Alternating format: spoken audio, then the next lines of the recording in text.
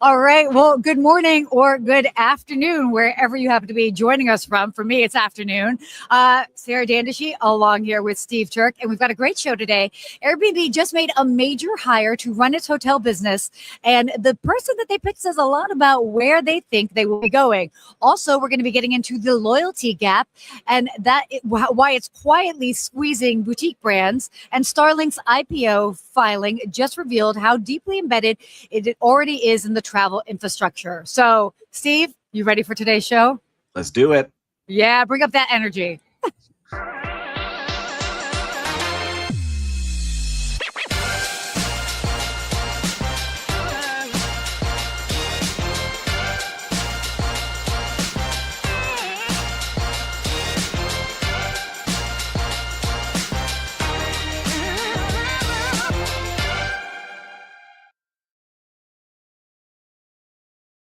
Hey. Well, good morning to you.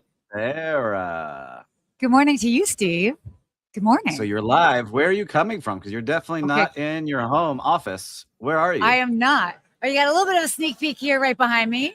We got the river. I see some water features. I am in Amsterdam at the Muse Unfold event. It's a one-day event. It is happening today. I'm going to show you. How about this? I'll just take you on a little tour because we're mobile. Oh my gosh! Don't drop your computer. Don't drop your computer. Don't worry. Take a look at all those people behind me. Hello, everybody. Hello. There's a lot of hoteliers, a lot of tech people. It's great. By the way, the space is fantastic here in Amsterdam. They did a fantastic job. We are at the Musicalbouw, something like that, the big musical. Please don't come at me for my Dutch. But yeah, so we're live and in action and had a great day. I just did a panel talking about creating guest moments with in a digital era and how to use technology to kind of make special magical moments happen, which I think is it's a lot I think of what we talk about, but it's certainly the world that we're living in. Also a lot of big tech announcements, but I'll leave it for them to share that. So it's exciting times. I know you just got off stage. I've seen you on stage before. You always do a fantastic job of getting the crowd excited and motivated and inspired. I'm sure you did today as well. I wish I could be there with you today. It looks like an awesome day in Amsterdam. I've never been, and I would love to visit one day. Maybe next year. Let's next year. Muse. Okay, we'll plant the seed. Okay. Hey, Muse. Okay, Richard, Matt, let's make this happen. Yes. All right. Well, viewers and listeners, I'm coming to you at, if you have an Aura ring, you may know, my readiness score yesterday was 29, and today I've got it up to a 51, which is not good. I've been sick for the last couple of days, but I'm here. I wanted to make sure I was here with all of you. We thought it was the hantavirus. Turns out just a regular old virus. So we're okay. We're good. We're back. Everything's fine. Oh, my gosh. Oh, my goodness. Well, I'm glad you're doing okay and you're feeling better. You're enough to join us. Yes. That's for sure. But, before we dive into today's show, do you want to go ahead and give our first little sponsor mention? I think we definitely should. We always love our sponsors on the show. We appreciate you supporting, and we've got Plusgrade. Before, a quick shout out to them because Plusgrade helps travel companies unlock new revenue through upgrades, premium experiences, and personalized offers across the traveler journey. From airlines to hotels, they're powering a lot of the behind-the-scenes monetization you're seeing across travel today. So come on, guys, learn more at plusgrade.com. Make sure to check out Plusgrade, our fantastic sponsor. Love it. Perfect. Well, I think we should go ahead and dive into today's topics. There's a lot that's going on. This one is pretty exciting. So Airbnb, I love that they say this, just got serious about hotels. There's actually been a lot of discussion today here at Muse Unfold about that. They've got Lou from Airbnb who's been here and kind of talking about that. But in this particular news, Airbnb named Andrea D'Amico, who's 15 years at Booking.com, including as VP and Managing Director of EMEA, overseeing 1,500 employees across 90 offices. So what's interesting is this decision, because again, this is a little bit of an unexpected move, but I wanted to hear your thoughts on this, Steve.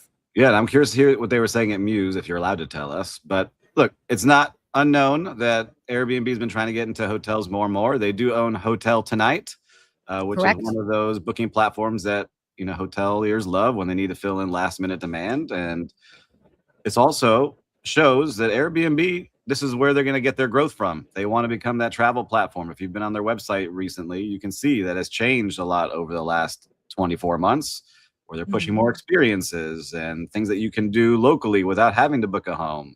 And so they're really trying to be that travel program for everybody. And I can tell you, just from managing short-term rentals and vacation rentals and now getting into boutique hotels, that vacation rental spot is tough because you can't really, you don't know who that host is going to be, how good they're going to be. It's a lot of refunds, Totally. party homes, not that much security. So if I was getting into this part of the business with Airbnb, I like it. I think that they're going to do well. They're looking for boutique hotels that are one-offs because they know, look, when you have a Marriott, Hyatt, Hilton, and when we play our Who's Branded It Anyway game later today, they have that booking engine pretty much built in with those big companies. So they're really trying to help and support those unique and cool boutique hotels around the world. So they're going to make a big push. I can see this becoming something very big and pushing. I'm just curious what the benefits are of booking through them instead of booking directly with that boutique hotel. That's what I'm going to be curious to see. Well, I think I see it more. I mean, it's an OTA play. I mean, and hence, I clearly, obviously, hence with the book background. I mean, obviously, booking direct is always the best for everybody. I think every hotel property agrees with that. But in this particular case, it's getting more ability. I think it makes sense.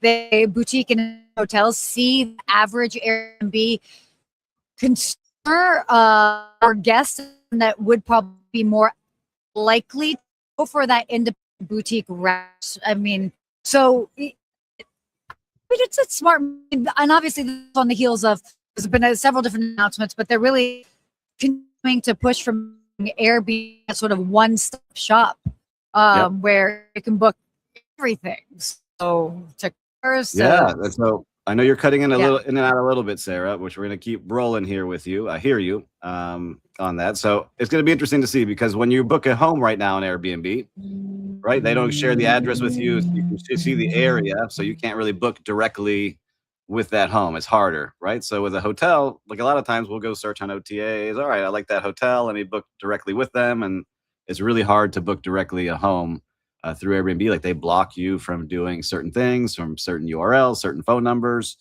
So it's interesting to see what will happen here, but I'm excited to see how it evolves. And there's more and more players in that business. It's a good business to be in. If you can get an audience and you can direct them to the hotels, you're in good shape. So I'm curious to see how she does, because Booking is the big player in hotels, and they've got her now overseeing this. And they demoted some people that were within the company that maybe weren't doing it at such a high level. So we'll see how it goes from there. Hold on, you're on mute now. Listeners, there we go. There she is. Oh my gosh. There we go. There we go. Sorry about that. It looks like we're on break over here. We got a lot of people on their phones. Everybody Wi-Fi a little behind me, but hope this is better. But yeah, again, very, very interesting times indeed. And I think that we're going to see, it's interesting, just like looking at whether it's Airbnb, which is obviously, we've talked about, it's got obviously going more of the OTA direction. But then also seeing where OTAs are in the world of chat and AI. So everybody's just fighting for, how can we get in front of the travel consumer first, and B, keep them here in our ecosystem. So not too big of a surprise. Yeah, and I think you're going to see a lot of loyalty plays here, because it was one, I think we were talking about a couple episodes ago. If you were to book on Hotel Tonight, they would give you a discount to use on Airbnb next time. So they're going to get people into that flywheel, I think, very quickly, and testing out new things like, hey, Airbnb, you booked a home with us, get a discount now for a hotel. Flywheel. Look at you using some fun language. It's the NyQuil talking. It's working. That definitely is. Yeah, no, we've got a cool discussion coming up here. But before we get into that, I know that we've got a little sponsor mention, but do you think you'll be able to do it just since I'm going to be Absolutely. Since you're breaking up a little bit here and there, I'm going to Yeah. make sure our sponsors are happy with us. We've got Bilt, our sponsor of this episode. We want to give them a shout out. Bilt, they're helping restaurants and hotel F&B teams better understand their guests and create more personalized experiences that drive repeat visits. If you care about loyalty and guest experience, it's worth checking out. So head to joinbilt.com/GMH. And that's joinbilt, which is BILT.com/GMH. Awesome. Very cool. Okay, well, why don't we get into our next topic here, if you are ready, sir? Ready? Let's do it. Yeah. So the loyalty gap, squeezing boutique brands. This is pretty interesting article here. So Roommate Hotel CEO Victor Fernandez says that competing with the loyalty programs of major hotel groups is one of the biggest challenges for mid-sized boutique brands. Not too much of a surprise. I mean, I think that's definitely been something that they've struggled with for quite some time. So the 5 largest hotel companies run now about 40 lifestyle brands, obviously over 2,000 properties and 350,000 rooms. So, I mean, when you're talking just on sheer volume alone, it's hard to compete with that. Yeah. But he's also pushing back against this lifestyle label, basically arguing that basically replicating one concept across 50 hotels doesn't really make you lifestyle or that sort of unique. So, and roommate actually calls itself more boutique than lifestyle. So, yeah, interesting. It's interesting to see how they're pushing. He's pushing back Roommate. I know their brand, and they have a unique model too. First, I want to mention that is they actually lease out their hotels, which is good and bad. It's high risk, but if you do well in that area, you can make more money. And so we saw a couple of hotel brands try that in the US and they started to grow too quick and went out of business. So I'm hoping, they've learned those lessons first. But the other is how you differentiate yourself and how you drive people to your property is to be unique in that property, but also be excellent at the new marketing, whether it's on Instagram and TikTok and social media, meeting people where the attention is. That really is a differentiator. And I can see it with hotel brands that are doing it. I'm learning a lot from one of my business partners because we're building a boutique hotel. And so if you haven't yet, you should go check out Ben Wolf and follow his newsletter because he shares in his marketing because they've become superstars at this where they're creating viral videos for each property. And those are generating 2 to 3 million views that then generate several $100,000 in direct bookings. And it's a new way of doing business. So for me, that's the way companies are going to have to start competing against the big boys because like they say in this article, the Marriotts and Hiltons and Hyatts have already invested, if not millions, hundreds of millions into their apps already, into their ecosystem, into keeping people there, into credit card rewards. They've built these giant monsters that's going to be hard to compete against. But you can if you create something that people really connect with, want to be a part of. And, I think that's what we're trying to do with our property. And I think a lot of properties are doing that. So I'm cheering on Roommate. But they may end up like Citizen M where, hey, we're going to get purchased. And that's what will happen. So I'm curious what you see because you've been staying in a lot of different boutique hotels recently.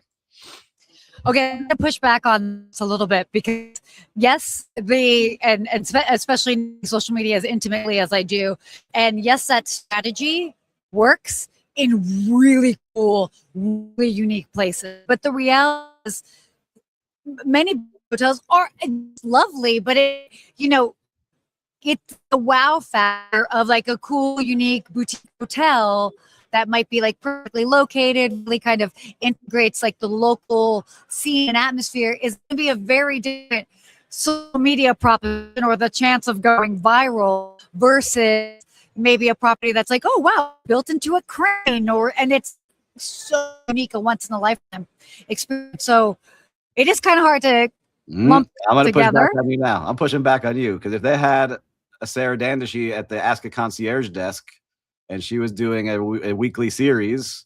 Like you did something recently, not too long ago, with the dancing guy in New York, the dancing bellhop or something, right? I'm sure people book there just to go see the dancing bellhop.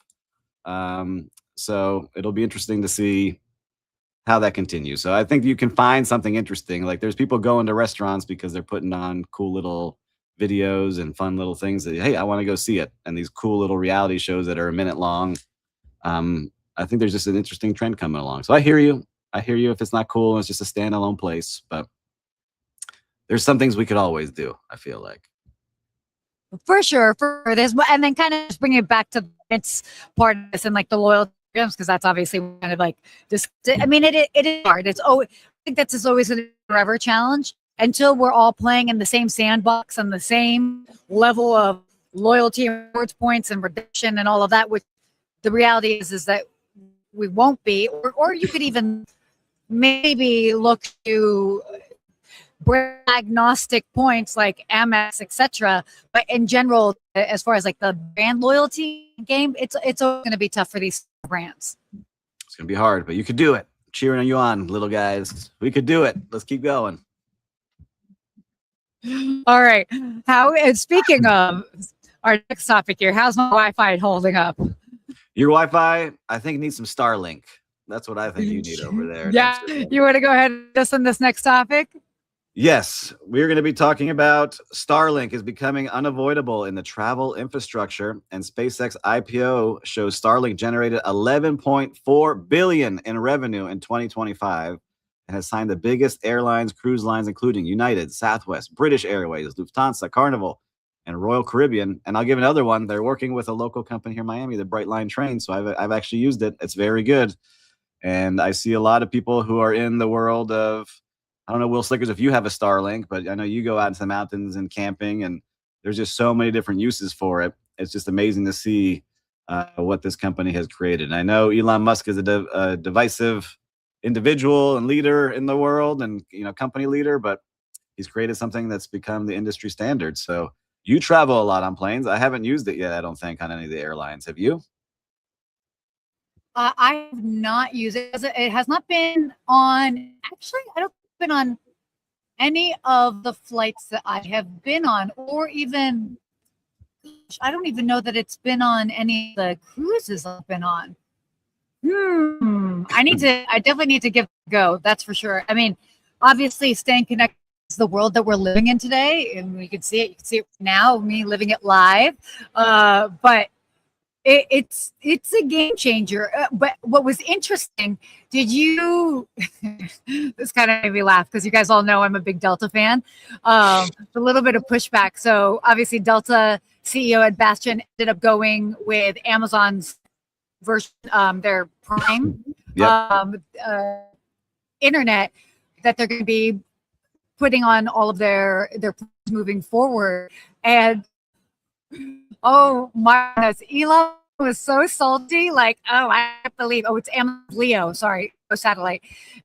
Elon was so salty about it, and it was just like, guys, like you can't be everywhere, But I think it was an interesting move, just because one of the reasons I'm a big fan of Delta is everything they do really is at a high level of service and care and consistency across the board that I don't think any other line really niches. And so to go a route, make me curious, what's Amazon going? What's going on Amazon, Leo? Like, what actually? Yeah. I've never heard of Amazon's product, so we'll be interesting to see how they put it together. But for all the tech nerds like me, who I run, Wi-Fi speeds all the time, there's a big performance gap versus what we're used to on flights to where it's going. So traditionally, you get megabit speeds with like 500 milliseconds latency. Starlink delivers 400 megabytes per second. So they're really in a different category to where you could do a live stream from an airplane now, and you could do your video chats and watch things and do things much faster. So,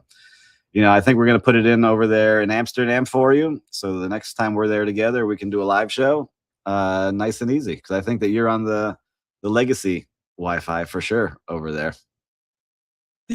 For sure. Which, this is interesting because, and I love that we're even talking about this, because it's the conversation that's happening today at Muse. I mean, a lot of it, we're talking about data. You're talking about AI. You're talking about different tech stacks, how to simplify and streamline our life. And when you think about it, technology is so embedded in everything that we do. And the whole point is for it to be seamless. And when it's seamless, you don't even think about it, right? But Yes. when it's not quite working, does it become super obvious, So I'm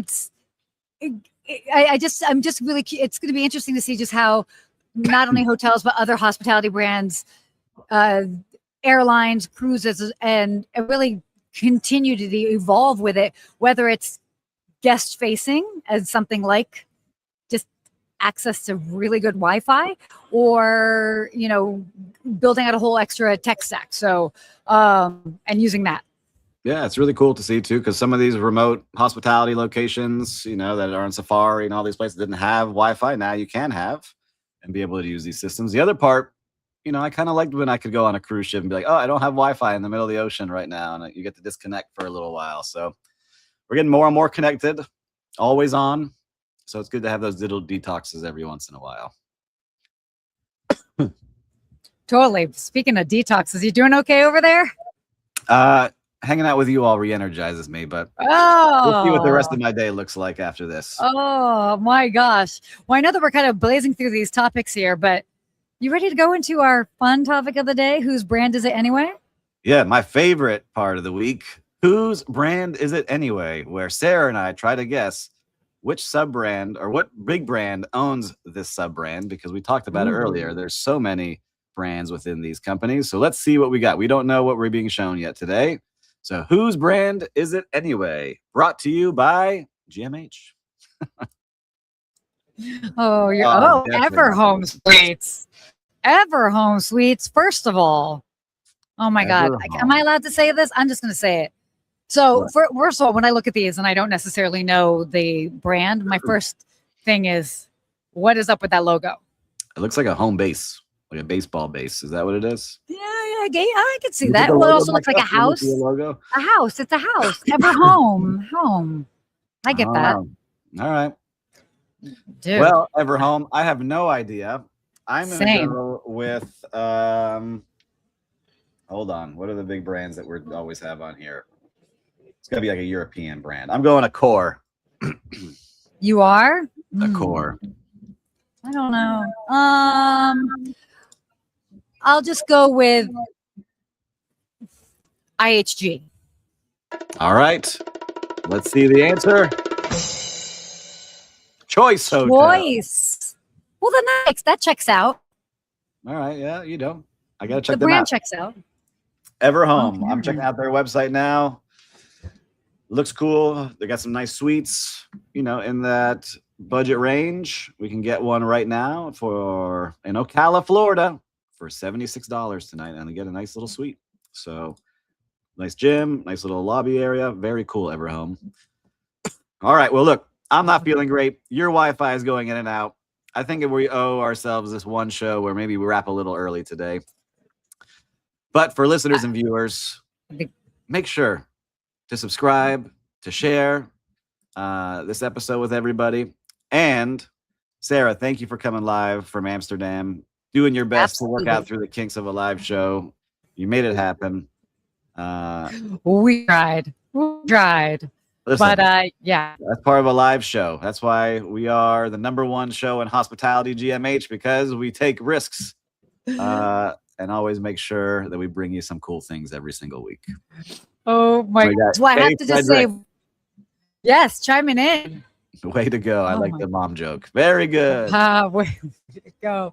Oh man, that's great. And then a final little shout out to our friends over at Muse. This event is fantastic. If you are a partner with them, that is how you can get invited to this show. I highly recommend it next year. So if you happen to be a property and you have this, definitely come. The conversations are great. What I really like about them, and I'll wrap after this, is it's real conversations. It's not just like fluff. It's pushing back a little bit. It's not just talking points. It is really getting to the nitty and gritty. And I really appreciate that when we see that in conferences. So congratulations to them for putting on a great show. And I'm been honored to be here. So thanks, guys. All right. Well, until next week, everyone, stay hospitable.